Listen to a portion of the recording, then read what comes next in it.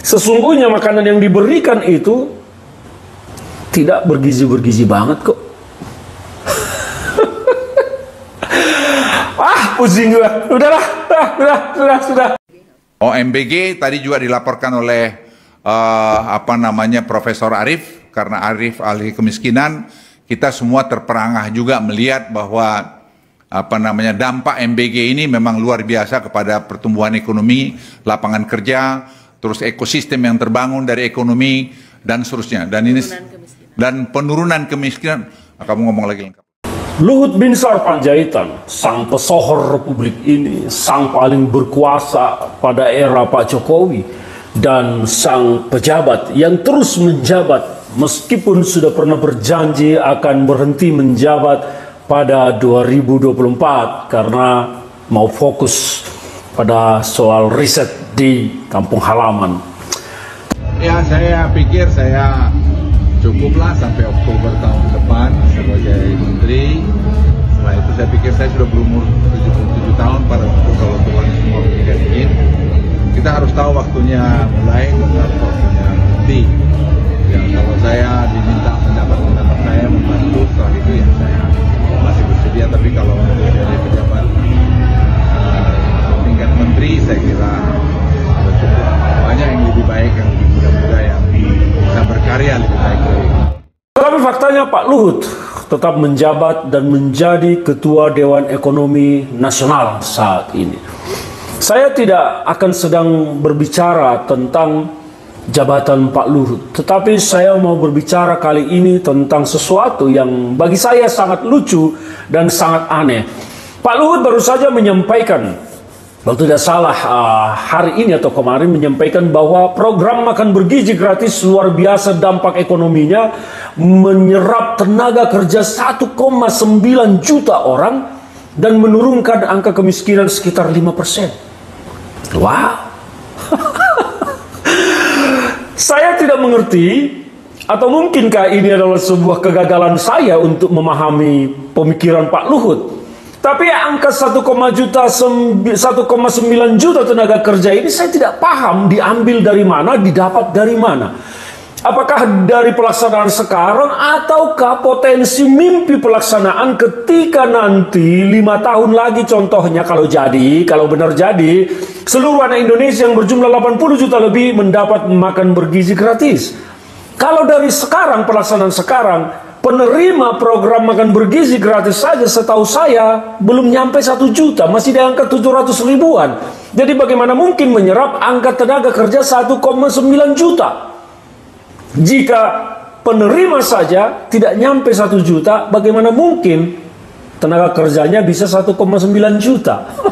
Masa lebih banyak tenaga kerja daripada penerima manfaat? Oke, itu yang pertama. Kalau ternyata yang diharapkan bahwa ini nanti adalah setelah program makan bergizi gratis terlaksana secara total dari janji politik Prabowo Subianto sekitar 82 juta. Mungkin 5 tahun lagi bukan 82 juta lagi ya.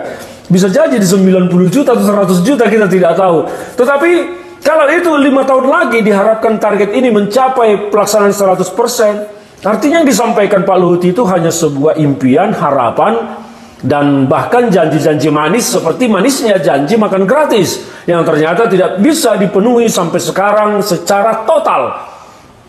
Dan baru terlaksana sangat kecil sekali. Sangat kecil sekali. Jadi apa yang disampaikan Pak Luhut ini bagi saya belum waktunya untuk disampaikan. Kalau hanya mau bermain sekedar propaganda atau menggunakan dark psychology untuk memanipulasi para investor supaya datang ke Indonesia, ya oke, sah-sah saja. Tetapi kita jangan berpikir bahwa mereka itu adalah orang-orang yang mampu kita manipulasi.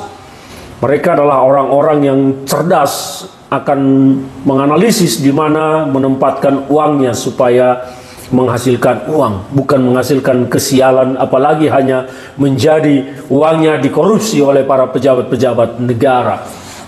Itu yang pertama soal jumlah tenaga kerja. Dan kedua, katanya bisa menurunkan angka kemiskinan 5%. Wow. Bagaimana jalan ceritanya bisa menurunkan angka kemiskinan sebesar 5%, programnya saja masih berjalan sangat kecil. Sementara program ini hanya untuk makan.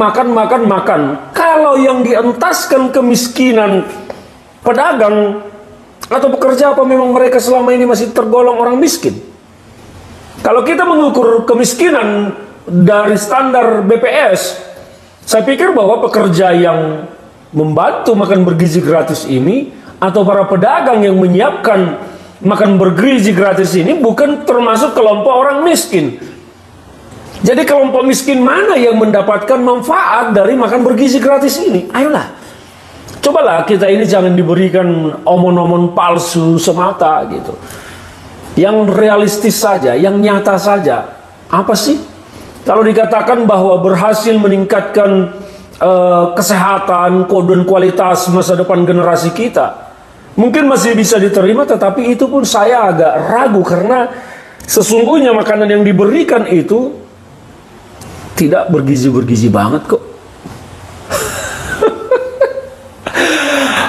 Pusing gua. Udahlah, sudah.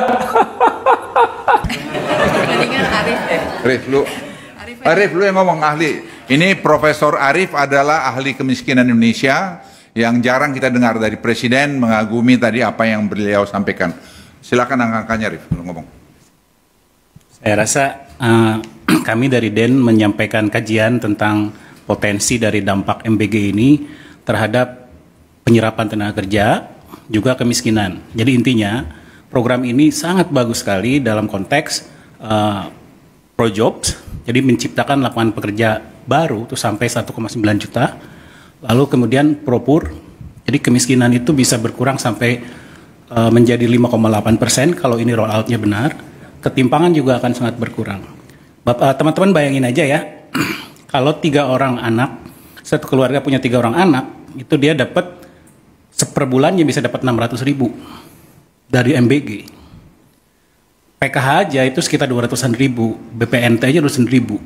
Jadi sangat tidak mungkin ini tidak besar impaknya. Semua paham itu, cuman kita melakukan kajian secara kuantitatif.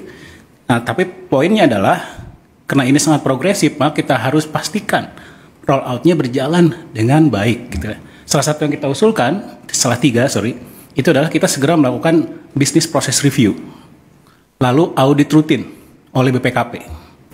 Itu pertama. Yang kedua, memberikan ruang untuk peran serta masyarakat agar bisa melakukan monitoring. Karena sense of belonging-nya tinggi. Lalu yang terakhir, jangan sampai ada kebocoran-kebocoran terkait bahan-bahan yang kalau tidak perlu diimport, nggak usah diimport. Nah, ini akan membuat rantai pasoknya betul-betul terjaga sehingga impaknya betul-betul seperti yang diharapkan. Tapi sekali lagi intinya, ini mari kita jaga bersama karena ini flagship kita, flagship bangsa ini. Mungkin itu aja dari saya. Saya mau tambahkan lagi, kita ternyata selama 20 tahun itu surplus telur ayam. Dan selama 20 tahun kita juga surplus ikan ayam, bukan ikan ayam, ayam. Jadi daging ayam. Jadi dengan tadi program ini itu semua terserap akan jadi menggerakkan ekonomi juga dalam telur dan bidang juga tadi ayam. Ini baru kita tahu setelah jalan nih, jujur. Jadi setelah Pak Prof. Arif itu melakukan studi dengan tim melihat ke bawah dan kami sepakat tadi dengan Bappenas dan juga Badan Gizi untuk bersama-sama melakukan pengawasan sini. Misalnya bikin tray-nya itu tray-nya itu tidak boleh diimpor, suruh bikin lokal.